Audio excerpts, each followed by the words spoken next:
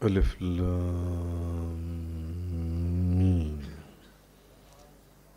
کل سورۃ البقرہ کی تفسیر کے بیان سے پہلے سورہ بقرہ کی چند فضائل بیان ہوئی تھی۔ آج میں نے آپ کے سامنے ابھی سورۃ البقرہ کی آیت نمبر 1 بیان کی ہے۔ الف لام میم۔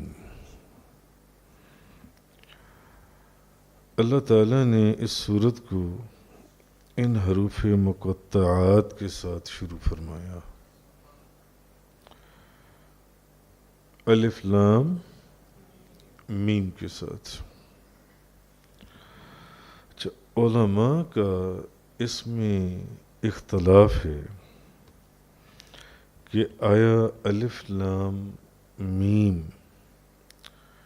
یا اس کی مثل جو دیگر حروف مقطعات اور قرآن کریم میں مختلف جگہوں پر آتے ہیں، ان کے جو معنی ہیں یہ کسی کے علم میں ہیں یا نہیں۔ حروف مقطعات کے معنوں کا علم کسی کے پاس ہے یا نہیں، اس کے اوپر علماء کا اختلاف ہے۔ ایک قول یہ ہے کہ ان کا علم صرف اللہ تعالیٰ کو ہے، بس اللہ تعالیٰ کے سوا اور کسی کو نہیں۔ ایک قول ہے، کچھ علماء کی رائے ہے کہ حروف مقطعات کا علم الف لام میم، اس کا کیا مطلب ہے؟ اس کا کیا مطلب؟ ہر کسی نے اپنی اپنی تعویل کی ہے، تعویلات بیان کی، اپنے اپنے علم اور فہم کے مطابق جو انہوں نے بیان کرنے کی کوشش کی ہے۔ لیکن علماء کا ایک جو گروپ ہے اس کی ڈائریکشن یہ ہے کہ نہیں، حروف مقطعات جو ہیں ان کا علم خدا کے سوا کسی کو نہیں ہے، اللہ کے سوا کسی کے پاس نہیں ہے۔ اور یہ جو حروف مقطعات ہیں، علامہ بیضاوی لکھتی ہیں کہ حروف مقطعات جو ہیں یہ اللہ تعالیٰ اور اس کے رسول کریم صلی اللہ علیہ وسلم کے درمیان اسرار اور رموز ہیں۔ اللہ اور اس کے رسول کے درمیان اسرار و رموز کی باتیں ہیں۔ محب اور محبوب کے درمیان کوڈ ورڈز،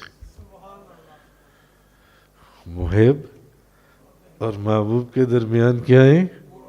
کوڈ ورڈز ہیں۔ اور یہ ان کوڈ ورڈز کے جو معنی ہیں وہ نبی کریم صلی اللہ علیہ وسلم جانتے ہیں۔ وہ کیسے، وہ میں آپ سے بھی عرض کرتا ہوں آگے چل کر، حضور جانتے ہیں۔ کیونکہ اگر حضور ہی نہ جانے تو پھر ان کے بیان کرنے کا مقصد کیا ہے؟ تو یہ کوڈ ورڈز ہیں جی۔ اور یہ محبوب علیہ السلام کی مرضی ہے، نبی کریم صلی اللہ علیہ وسلم کی، کہ وہ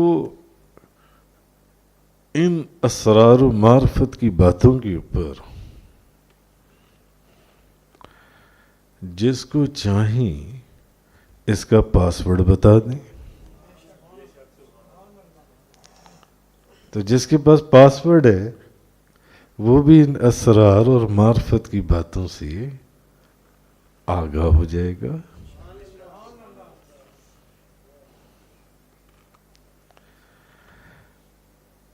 کیونکہ محبوب اور محب میں کوئی چیز تیری اور میری نہیں ہوتی۔ محبوب کو صرف خزانے کی چابی نہیں، خزانے کا مالک بنا دیا جاتا ہے۔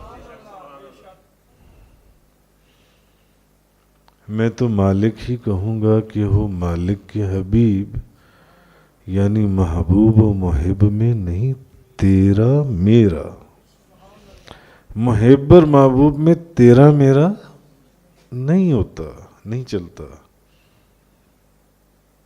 اور اگر محب اور محبوب میں بھی تیرا میرا ہو تو پھر وہ محبوب نہیں اور وہ محب نہیں ہے. ساری کنجیاں تو نبی کریم صلی اللہ علیہ وسلم کے ہاتھ میں ہیں. سارے کوڈ ورڈز، ان کی معنی، ان کی ٹرانسلیشن، ان کی انٹرپریٹیشن نبی کریم صلی اللہ علیہ وسلم جانتی ہیں. وہ اس کا پاسورڈ جس کو مرضی بتا دیں، جس کو مرضی بتا دیں، ایسی ہے. اچھا خیر، تو علماء نے فرمایا کہ یہ نہیں ہو سکتا کہ نبی کریم صلی اللہ علیہ وسلم کو بھی ان حروف کے معنی کا علم نہ ہو،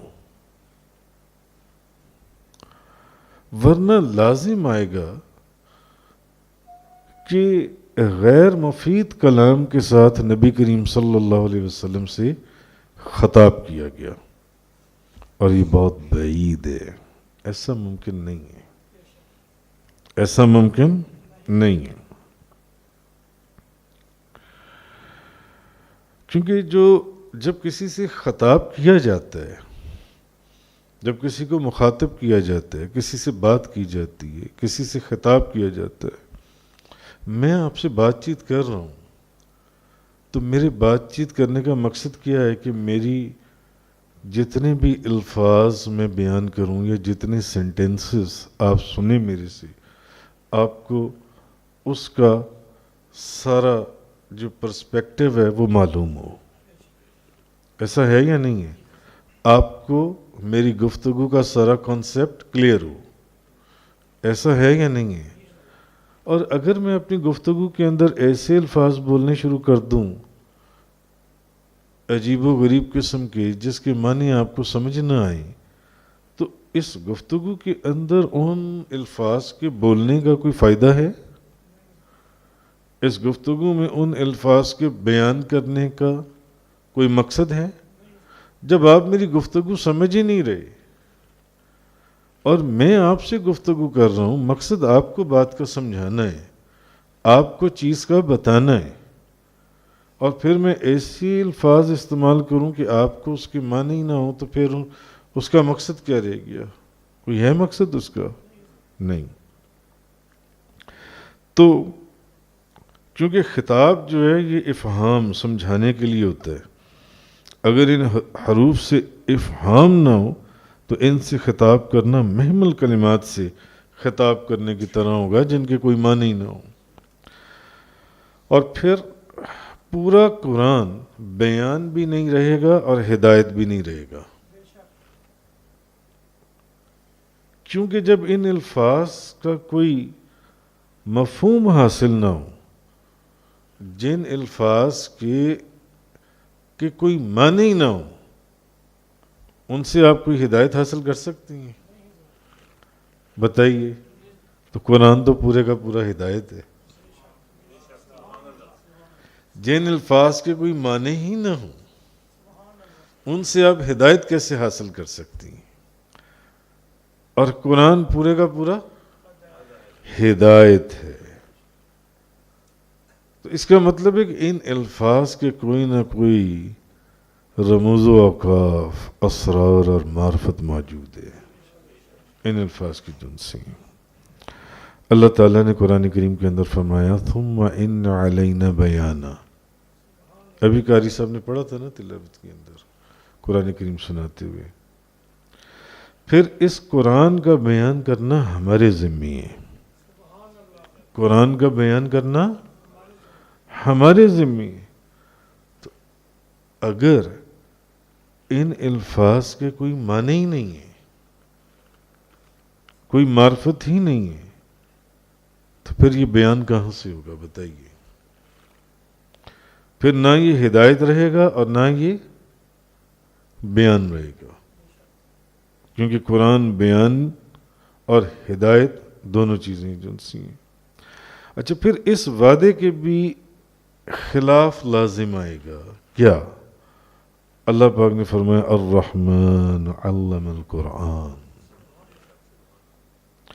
رحمان نے اپنے محبوب کو قرآن سکھایا. رحمان نے اپنے محبوب کو قرآن سکھایا. حروف مقطعات جو ہیں یہ قرآن ہیں یا قرآن سے باہر ہیں؟ یہ قرآن ہے. تو اگر ان کے معنی نبی کریم جیسے بعض علماء اس طرف گئے کہ اس کے معنی اللہ کے سوا کوئی نہیں جانتا، نبی کریم صلی اللہ علیہ وسلم بھی نہیں جانتے، تو پھر یہ جو الرحمن علم القرآن، رحمان نے اپنے محبوب کو قرآن سکھایا، تو حروف مقطعات تو قرآن ہے. تو پھر رحمان نے محبوب کو کیا قرآن سکھایا؟ اگر اس کا محبوب تاجدار دو جہاں، شاہ سوار لا مکان، مالک زمین و آسمان، روح کن فکاں، اگر آپ بھی حروف مقطعات کے معنی نہیں جانتے تو یقیناً نبی کریم صلی اللہ علیہ وسلم اس آیت سے یہ ثابت ہوا کہ رحمان نے اپنے محبوب کو قرآن سکھایا، قرآن کا علم بتایا. سکھانے والا کون ہے؟ سیکھنے والا کون ہے؟ اور جو چیز سکھائی جا رہی ہے وہ کیا ہے؟ حضور سے زیادہ حروف مقطعات کے معنی کس کو معلوم ہوں گے؟ جی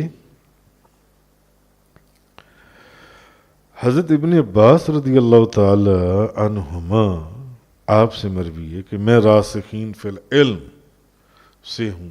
حضرت ابن عباس فرماتی ہیں اور فرماتی ہیں کہ میں ان علماء میں سے ہوں جو حروف مقطعات کی تعویل کرنا جانتے ہیں.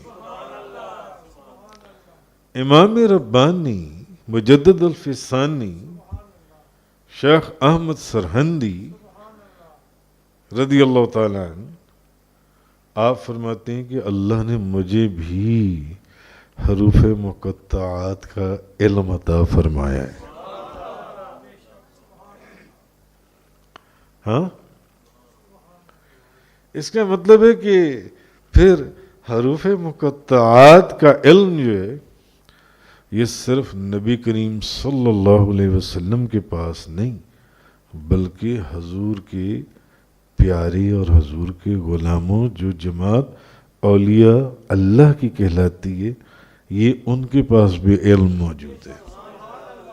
میں نے آپ سے عرض کیا نا کہ اصل چیز ہے نبی کریم صلی اللہ علیہ وسلم کے پاس تو زمین و آسمان کی ہر چیز کا پاسورڈ موجود ہے. ہاں، آپ نے اپنے موبائل کے اوپر پاسورڈ لگایا ہوا ہے، کوئی دوسرا کھول سکتا ہے؟ بتائیں کون کھولے گا؟ جس کو آپ نے بتایا ہوگا وہی کھولے گا. تو اگر امام ربانی مجدد الفسانی شیخ احمد سرہندی آپ فرماتے ہیں اللہ نے مجھے حروف مقطعات کا علم عطا فرمایا، جی اللہ تعالیٰ نے ان پر حروف مقطعات کی تعویل کو ظاہر فرما دیا اور ان کے اسرار کو بیان کر دیا امام ربانی مجدد الفسانی کے اوپر. تو امام ربانی مجدد الفسانی فیض یافتہ کس کی ہیں؟ خواجہ باقی باللہ کی. میں نے دلی میں ان کے مزار پر حاضری دی ہے. آپ کس کے فیض یافتہ ہیں؟ مولانا امکنگی کی. میں نے خواجہ مولانا امکنگی کے مزار پر حاضری دی ہے ازبکستان کے شہر کتاب کے اندر. آپ فیض یافتہ کس کی ہیں؟ خواجہ زاہد بخشی، خواجہ عبید اللہ حرار، خواجہ مولانا یعقوب چرخی، خواجہ علاؤ الدین عطار، خواجہ خواجگان حضرت بہاؤالدین نقش بند، خواجہ شمس الدین امیر کلال، خواجہ بابا سماسی، خواجہ علی رامیتنی، خواجہ ابو الخیر انجیر محمود فغنوی، خواجہ عارف ریفگاری، خواجہ عبدالخالق ویش دوانی، ان سارے بزرگوں کے مزاروں کے اوپر مختلف ملکوں کی مختلف شہروں میں بندہ ناچیز نے حاضری دی۔ مجدد پاک فیض یافتہ کس کی؟ مجدد پاک فرماتے ہیں میں حضور غوث اعظم کے متعلق سوچا کرتا تھا، وہ فرماتے ہیں میں قضائے مبرم کو تبدیل کر دیتا ہوں، پھر حضور غوث اعظم کے فیض سے یہ نعمت خدا نے مجھے بھی عطا فرما دی۔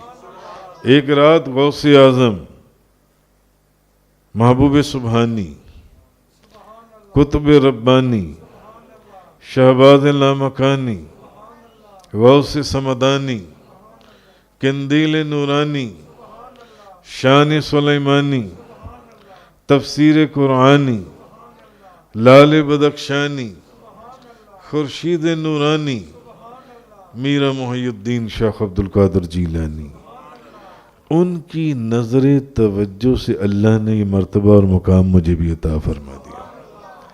تو فیض یافتہ کس کی؟ حضور غوث اعظم کی۔ تو اگر ان کے پاس معلوم ہے تو پھر حضور غوث اعظم کے پاس بھی اس کے اسرار اور معنی موجود ہوں گے، ایسا ہے نا۔ علامہ سید ابو الفضل سعید محمود آلوسی بغدادی حنفی، جن کی تفسیر بڑی مشہور ہے، کون سی تفسیر؟ تفسیر روح المعانی۔ وہ اپنی تفسیر روح المعانی کے اندر وہ فرماتی ہیں، حضرت صدیق اکبر رضی اللہ تعالیٰ عنہ نے فرمایا کہ ہر کتاب کی اسرار ہوتی ہیں، اور قرآن مجید کی اسرار جو ہیں یہ صورتوں کے شروع میں ہیں۔ امام شعبی نے کہا اللہ تعالیٰ کے اسرار کا کھوج نہ لگاؤ، اس لیے کہ رسول کریم صلی اللہ علیہ وسلم کے بعد ان کی معرفت صرف اولیاء کرام کو حاصل ہے جو وارث علم رسول ہیں۔ انہوں نے اپنی تفسیر کے اندر لکھ دیا، انہوں نے کہا اس کا علم صرف اولیاء اللہ کی جماعت کے پاس ہے، حضور کے اصل وارث نبی کریم صلی اللہ علیہ وسلم کے وہ ہیں، اور ان کو اسی دربار سے مدینہ طیبہ کی طرف سے یہ معرفت حاصل ہوتی ہے، وہاں سے معرفت حاصل ہوتی ہے۔ اچھا، اور وہ لکھتے ہیں آگے اپنی تفسیر کے اندر کہ بعض اوقات یہ جو حروف ہیں جہاں علماء کی بھی عقل نہیں پہنچ سکتی ان حروف کے معنی تک، جو ہے بعض اوقات یہ حروف خود اپنے معنی بتا دیتے ہیں، خود اپنے معنی بتا دیتے ہیں۔ نبی کریم صلی اللہ علیہ وسلم کی بات فرما رہی ہیں کہ نبی کریم صلی اللہ علیہ وسلم کے مبارک ہاتھوں میں کنکریوں نے تسبیح پڑھی، کنکریوں نے تسبیح پڑھی جی، اور آگے لکھتے ہیں کہ گو نبی کریم صلی اللہ علیہ وسلم سے مخاطب ہوئی، گو ہرن نبی کریم صلی اللہ علیہ وسلم سے ہم کلام ہوئے۔ آگے لکھتے ہیں کہ بعض علماء نے کہا کہ ان حروف کا کوئی معنی نہ ہو تو پھر یہ محمل ہو جائے گا، پھر ایسے کلام کا مقصد کیا رہ گیا جس کا کوئی بیان نہ ہو اور جس سے کوئی ہدایت نہ حاصل کر سکے۔ تو یہ قول صحیح نہیں ہے وجیف، کیونکہ اگر یہ مراد ہو کہ تمام لوگوں کو ان حروف کا معنی معلوم ہو تو یہ ضروری نہیں کہ عوام الناس عام لوگوں کے ان حروف کے معنی جو ان سے معلوم ہو، اور اگر یہ مراد ہو کہ نبی کریم صلی اللہ علیہ وسلم کو ان کا معنی معلوم ہو تو کوئی مومن اس میں شک کر سکتا نہیں، اور ہر صاحب ایمان کا یہ ایمان ہے کہ نبی کریم صلی اللہ علیہ وسلم کو ان حروف کے معنی معلوم ہیں۔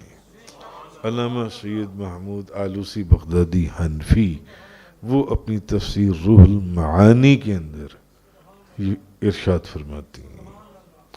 تو یہ جو حروف مقطعات آپ کو اکثر صورتوں کے شروع میں دکھائی دیتی ہیں، یہ ایسے صورتوں کے شروع میں نہیں آئی، بلکہ ان کی پوری معنی اور ان کا پورا ترجمہ اور ان کی پوری تفسیر جو اللہ کا رسول اور اولیاء اعظام کو اللہ نے ان کا علم عطا فرمایا۔ تفسیر قرآن کا یہ لیکچر انگلش میں سننے کے لیے براہ کرم ڈسکرپشن میں موجود لنک پر کلک کریں۔